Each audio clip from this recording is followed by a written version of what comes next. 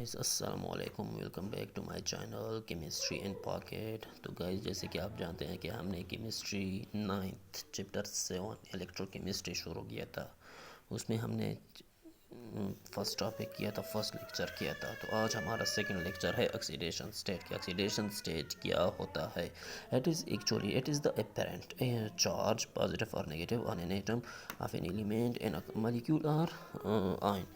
तो ये एक्चुअली क्या होता है कि किसी एटम या मॉलिक्यूल या आयन में कोई उसमें किसी एटम के ऊपर जो चार्ज होता है, ख्वाह वो पॉजिटिव होता है या नेगेटिव होता है, उसको क्या कहते हैं? ऑक्सीडेशन स्टेट कहते हैं। तो इसकी एक्सप्लेनेशन कुछ यूँ है कि अनलाइक आयोनिक चार्जेस, यानी आयोनिक चार्जेस की तरह नहीं, ऑक्सीडेशन स्टेट की कोई फिज़िकल वैल्यू नहीं है। कोई फिज़िकल वैल्यू नहीं है। इसका मतलब ये है कि ये एक्चुअली पाया ही नहीं जाता। फॉर एग्ज़ाम्पल, अगर हमारे पास एक हाइड्रोजन है, तो हाइड्रोजन तो हमारे पास है, लेकिन अगर उन्होंने एक इलेक्ट्रॉन लॉस किया तो उस पर पॉजिटिव चार्ज आता है। लेकिन ये हम अपने जहन में तस्वर करते हैं, एक्चुअली ऐसा नहीं होता कि हाइड्रोजन के ऊपर पॉजिटिव चार्ज भी होता है, यानी वो फिज़िकली एग्जिस्ट नहीं करता। हम अपने जहन में करते हैं कि उस पर पॉजिटिव चार्ज होगा। क्योंकि उन्होंने एक नेगेटिव लॉस किया है, तो प्रोटॉन रहता है एक ज़्यादा उसके साथ, तो न्यूट्रल नहीं रहेगा, पॉजिटिव चार्ज रहेगा।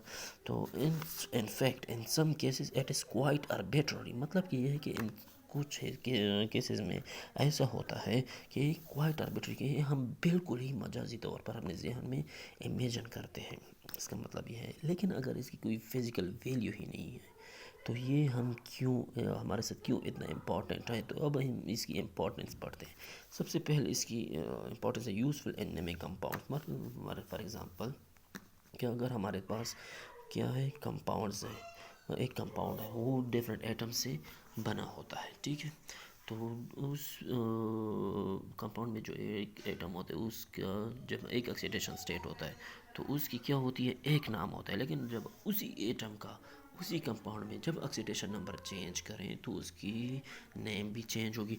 दूसरा है in writing formulas. For example, अगर एक कंपाउंड का फार्मूला हम लिखते हैं, तो उसमें सारे एटम्स का ऑक्सीडेशन स्टेट होता है। लेकिन अगर उसी कंपाउंड में एक एटम का हम ऑक्सीडेशन नंबर चेंज करें, तो उसका फार्मूला भी चेंज होगा।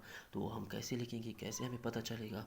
वो हमें ऑक्सीडेशन नंबर से ही पता चलेगा। इन बैलेंसिंग केमिकल इक्वेशन, मतलब कि अगर हम कोई केमिकल इक्वेशन लिखते हैं, तो हम उसको बैलेंस कैसे करेंगे, वो हमें ऑक्सीडेशन नंबर से पता चलता है। तो चाहे नेक्स्ट पेज की तरफ।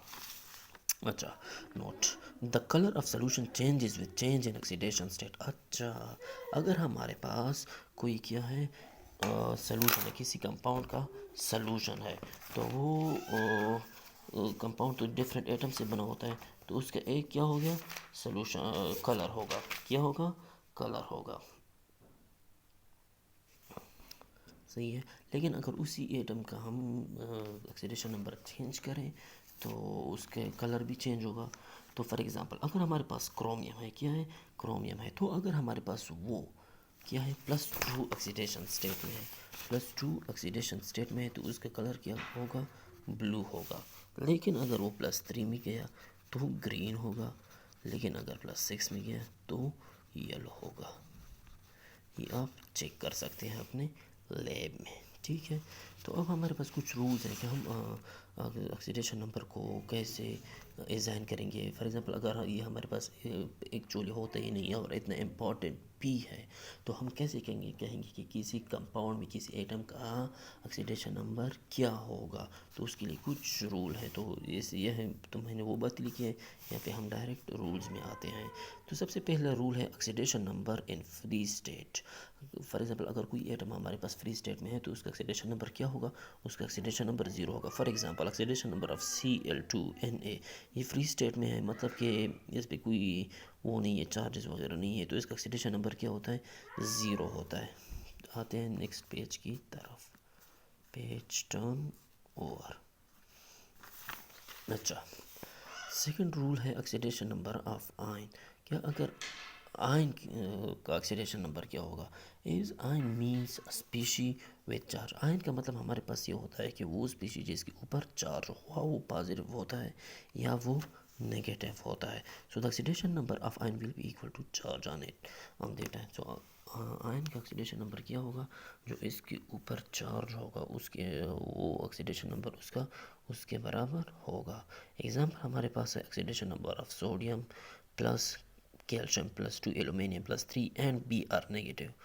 इसका ऑक्सीडेशन नंबर है वो +1 +2 +3 एंड -1 रिस्पेक्टिवली। थर्ड एग्जांपल है, थर्ड रूल है हमारे पास oxidation number of hydrogen. Oxidation number of hydrogen का मतलब ये है कि हाइड्रोजन का ऑक्सीडेशन नंबर हमारे पास क्या होगा कि अगर हाइड्रोजन जिस कंपाउंड में मौजूद होगा, no oxidation number of hydrogen and its compound is +1। Mostly hydrogen का अपने कंपाउंड में ऑक्सीडेशन नंबर +1 होता है, लेकिन कुछ केसेस में इसका -1 भी होता है, जैसे कि मेटल हाइड्राइड हो गया। मेटल हाइड्राइड में उसका एग्जाम्पल क्या है, सोडियम हाइड्राइड NaH। यहाँ पे हाइड्रोजन का ऑक्सीडेशन नंबर -1 है, मेटल का +1 है। क्यों? क्योंकि हाइड्रोजन की इलेक्ट्रोनेगेटिविटी मेटल से क्या होती है, ज़्यादा होती है। अगर इलेक्ट्रोनेगेटिविटी ज़्यादा होती है तो वो मेटल से इलेक्ट्रॉन ले सकता है, तो उस पर नेगेटिव चार्ज आएगा और मेटल पे पॉजिटिव चार्ज आएगा। अच्छा, अब आते हैं नेक्स्ट। अच्छा, अब आते हैं नेक्स्ट रूल की तरफ, oxidation number of oxygen. Oxidation number of oxygen in its compound is -2 except hydrogen peroxide H2O where it is -1 and in case of OF2 where it is +2। तो OF2 में hydrogen oxygen का +2 क्यों आता है, क्योंकि oxygen से फिर fluorine की इलेक्ट्रोनेगेटिविटी ज़्यादा हो जाती है, तो फ्लोरीन ऑक्सीजन से इलेक्ट्रॉन ले सकते हैं और दो फ्लोरीन ऑक्सीजन से 2 इलेक्ट्रॉन लेंगी, तो इस वजह से +2 आता है। तो जैसे कि सोडियम हाइड्राइड में हाइड्रोजन की इलेक्ट्रोनेगेटिविटी सोडियम से ज़्यादा थी, तो इस वजह से सोडियम से हाइड्रोजन इलेक्ट्रॉन लेगा तो सोडियम पे पॉजिटिव आएगा और हाइड्रोजन पे नेगेटिव आएगा। अच्छा, फिर है कि oxidation number of group 1, 2 and 3 के, जो ग्रुप 1, ग्रुप 2 और ग्रुप 3 के एलिमेंट्स जो हैं पीरियोडिक टेबल में, उसका ऑक्सीडेशन नंबर क्या होगा। तो बोलते हैं कि the oxidation number of group 1, 2 and 3 are +1 +2 and +3 respectively. ठीक है, क्योंकि ये सारे मेटल्स हैं। अब ग्रुप 1 का +1 क्यों है, क्योंकि उसके वैलेंस शेल में एक इलेक्ट्रॉन होता है, तो वो एक ही लॉस कर सकता है, तो इस पर +1 आता है। सेकंड ग्रुप वाले +2 लॉस कर सकते हैं और थर्ड ग्रुप वाले 3 लॉस करते हैं, तो +3 आता है।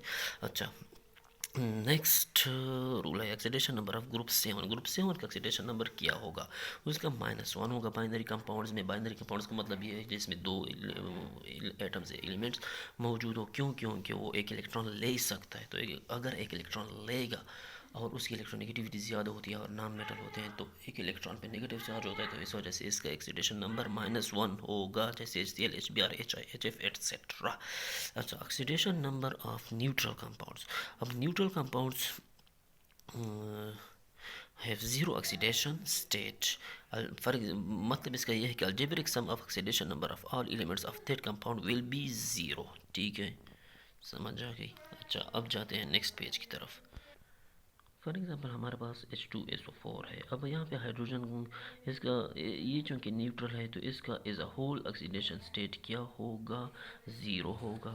ठीक है, ये जैसे हमने पढ़ा, तो हाइड्रोजन का हमें पता है कि एक हाइड्रोजन का 1 होता है +1 और एक ऑक्सीजन का -2 होता है। ठीक है, ये मैंने यहाँ पे ये लिखे हैं। ठीक है, तो यहाँ पे चूँकि हमारे पास ऑक्सीजन 4 है, तो 4 ऑक्सीजन और हाइड्रोजन 2 है, तो 2 हाइड्रोजन। सल्फर का हमें पता नहीं है, तो वो हम फाइंड करेंगे। तो फार्मूले की तरफ हम आते हैं कि फॉर एग्ज़ाम्पल 2 हाइड्रोजन है, एक पे +1 है, सल्फर का हमें पता नहीं है, 4 ऑक्सीजन है, उस एक पे -2 है, एज अ होल ये न्यूट्रल है, 0 है। तो मतलब +2 + S प्लस यहाँ से ये मल्टीप्लाई करके -8 आता है, इज इक्वल टू 0।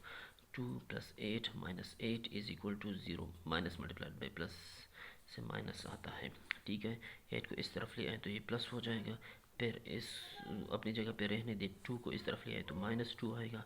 तो इससे क्या आएगा, S इज इक्वल टू 6, मतलब इसकी वैल्यू हमारे पास आ गई, वो क्या है, 6 है। तो ये हम यहाँ पे इक्वेशन 1 में पुट कर लेंगे। 2 इससे 2 + 6 - 8 is equal to 0, 8 - 8 is equal to 0, 0 is equal to 0।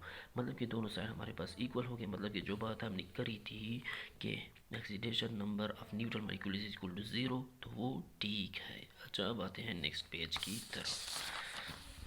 अच्छा, नेक्स्ट रूल है ऑक्सीडेशन नंबर ऑफ आयन।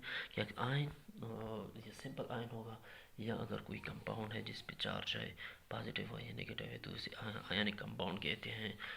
तो उस पे उसका ऑक्सीडेशन स्टेट क्या होगा, उस वो भी अलजेब्रिक सम के बराबर होगा, जितना चार्ज उसके ऊपर होगा अलजेब्रिक सम उसके बराबर होगा। फॉर एग्जांपल MnO4-1, इसका ऑक्सीडेशन स्टेट -1 होगा। क्यों? क्योंकि इसके ऊपर -1 चार्ज है। जैसे कि ऑक्सीजन का हमें पता है कि एक ऑक्सीजन का -2 है, तो मैंगनीज का हमें पता नहीं है, वो हम फाइंड करेंगे। तो मैंगनीज +4 ऑक्सीजन है, एक पे -2 है, इज इक्वल टू -1, क्योंकि उस पे एज अ होल -1 चार्ज था। तो Mn प्लस -8 इससे आता है, -4 मल्टीप्लाइड बाई 4 से, ठीक है। अब प्लस मल्टीप्लाइड में माइनस से -8 आ गया, इज इक्वल टू -1। तो 8 इस तरफ आएगा, प्लस 8 -1 से +7 आएगा, यानी मैंगनीज हमारे पास +7 आ गया। तो ये हम इसमें पुट कर लेंगे। तो मैंगनीज +7 +4 -2 इससे +7 -8 is equal to -1, -1 is equal to -1। इससे हमें ये पता चलता है कि जो बात हमने की थी वो हमने ठीक की थी कि algebraic sum of ionic compounds have this is equal to the charge on it. अच्छा, अब है नेक्स्ट रूल कि in any substance the most electronegative atom has the negative oxidation number. For example अगर हमारे पास कोई एटम कंपाउंड है, कोई compound है न्यूट्रल भी है, तो इसका as a whole oxidation number तो 0 है, लेकिन उसी कंपाउंड के अंदर जो एटम, जो एलिमेंट मोस्ट इलेक्ट्रोनेगेटिव होगा, जिसकी इलेक्ट्रोनेगेटिविटी ज़्यादा होगी, उसकी ऑक्सीडेशन नंबर भी नेगेटिव होगी। जैसे कि NH3 में हमारे पास नाइट्रोजन और हाइड्रोजन है, तो इसमें नाइट्रोजन की इलेक्ट्रोनेगेटिविटी ज़्यादा है, तो उसकी हाइड्रोजन से तो उसकी ऑक्सीडेशन स्टेट नेगेटिव होगी। अब दूसरा रूल है सेम एलिमेंट में show different oxidation number and different compound. मतलब कि एक एटम किसी दो डिफरेंट, या ये ज़रूरी नहीं है कि डिफरेंट कंपाउंड्स में भी सेम ऑक्सीडेशन नंबर शो करेगा, ये ज़रूरी नहीं है, डिफरेंट में शो कर सकता है। जैसे फॉर एग्जांपल कार्बन मोनोऑक्साइड में कार्बन का +2 है, ऑक्सीजन का -2 है, लेकिन कार्बन डाइऑक्साइड में यही कार्बन और ऑक्सीजन है, लेकिन यहाँ पे कार्बन का +4 है। सो उम्मीद करता हूँ आप लोगों को ये समझ आ गई होगी, आप लोगों ने सीखा होगा। मैंने शॉर्ट टर्म में तेज़ तेज़ समझाया, आप अगर चाहें तो स्लो भी अपने लिए ये कर सकते हैं। तो आप मेरे चैनल को सब्सक्राइब करें, लाइक करें। Thank you so much. Stay tune for next video.